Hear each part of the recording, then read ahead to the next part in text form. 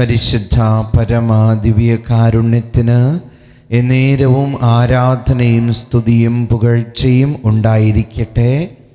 ഇന്നൊരു പുതിയൊരു ദിനം നൽകിയ കർത്താവ് നമ്മെ അനുഗ്രഹിച്ചു. ഇന്ന് നമ്മൾ പ്രാർത്ഥിക്കണം, ഈശോയെ അങ്ങയുടെ സംരക്ഷണം നൽകി ഞങ്ങളെ അനുഗ്രഹിക്കണമേ എന്ന്. വളരെ പ്രധാനപ്പെട്ടൊരു കാര്യം കേട്ടോ, കർത്താവിൻ്റെ സംരക്ഷണം. കർത്താവ് നമ്മെ നമ്മുടെ യാത്രകളിൽ സംരക്ഷിക്കുന്നത് കൊണ്ടാണ് നമ്മളിങ്ങനെ ജീവിച്ചു പോണേ. ഒരുപാട് അപകടങ്ങൾക്ക് ഈ ഭൂമിയിൽ സാധ്യതകളുണ്ട്. ഏതൊക്കെ തരത്തിൽ എന്തൊക്കെ തരത്തിലാണ് മനുഷ്യരും മരിക്കണേ. റോഡ് അപകടങ്ങൾ, പെട്ടെന്ന് വരുന്ന രോഗങ്ങൾ, മഹാമാരികൾ, പകർച്ചവ്യാധികൾ. മനുഷ്യൻ ഫീബിളാ, ബലഹീനനാ. എങ്ങനെ വേണമെങ്കിലും മനുഷ്യൻ തളർന്നു പോകും, മനുഷ്യൻ തകർന്നു പോകും. അപ്പം കർത്താവിൻ്റെ സംരക്ഷണം നമുക്ക് വേണം. ഇന്നുണ്ടല്ലോ, ഇന്ന് മാത്രമല്ല, നമ്മുടെ മുന്നോട്ടുള്ള ജീവിതത്തിൽ എല്ലാറ്റിലും കർത്താവിൻ്റെ സംരക്ഷണം നമ്മൾ വാങ്ങണം. കിടന്നുറങ്ങുന്നതിന് മുമ്പൊക്കെ നമ്മൾ പ്രാർത്ഥിക്കാറില്ലേ, യൂദന്മാരുടെ രാജാവായ നസത്തുകാരൻ ഈശോയെ പെട്ടെന്നുള്ള മരണത്തിൽ നിന്നും പിശാചിൻ്റെ പിടിയിൽ നിന്ന് ഞങ്ങളെ കാത്ത് സംരക്ഷിക്കണമേ എന്ന്.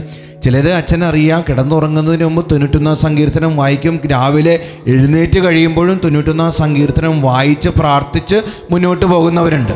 ഇപ്പോൾ 91 സങ്കീർത്തനത്തിൽ നമ്മൾ 9-ാം വാക്യത്തിൽ 9-ഉം 10-ഉം വാക്യങ്ങളിൽ ഇങ്ങനെ കാണുമല്ലോ: നീ കർത്താവിൽ ആശ്രയിച്ചു, അത്യുന്നതനിൽ നീ വാസമുറപ്പിച്ചു, നിനക്കൊരു തിന്മയും ഭവിക്കുകയില്ല, ഒരനർത്ഥവും നിന്റെ കൂടാരത്തെ സമീപിക്കുകയില്ല. കർത്താവ് എനിക്കും നിനക്കും തരുന്ന വാഗ്ദാനമാണ്. എന്താ? ഒരു തിന്മയും നിനക്ക് ഭവിക്കുകയില്ല, ഒരനർത്ഥവും നിന്റെ കൂടാരത്തെ സമീപിക്കുകയില്ല, നിനക്ക് സംരക്ഷണം കിട്ടുമെന്ന്. ഒറ്റ കാര്യം ചെയ്താൽ മതി, കർത്താവിനോട് ചേർന്ന് നീ നിൽക്കണം. ഇസ്രായേൽ ജനത്തിനെതിരെ ഒരുപാട് ശത്രുരാജ്യങ്ങൾ വന്നു, പക്ഷേ ഇസ്രായേൽ ജനത്തെ ദൈവം പൊതിഞ്ഞു പിടിച്ചു എന്നുള്ളതാണ് പഴയ നിയമപുസ്തകത്തിൽ, പുറപ്പാടിൽ നമ്മൾ കാണുന്നത്. അത് ദൈവത്തിൻ്റെ സംരക്ഷണമുള്ള ജനമായിരുന്നു. ദൈവം തീയായും ദൈവം മേഘസ്തംഭമായും ഒക്കെ അവരുടെ മുന്നിൽ യാത്ര ചെയ്തു. ദൈവത്തിൻ്റെ സംരക്ഷണം അവർക്കുണ്ടായിരുന്നു എന്നുള്ളതാ. അപ്പം ദൈവത്തിൻ്റെ സംരക്ഷണത്തിൻ്റെ ചെറുകൻ കീഴിൽ നമ്മളെ തന്നെ സമർപ്പിക്കാം. കർത്താവ് ഇന്ന് നിന്നെ എല്ലാ കാര്യങ്ങളിലും സംരക്ഷിക്കും കേട്ടോ. ധൈര്യമായിട്ടിരിക്കണം.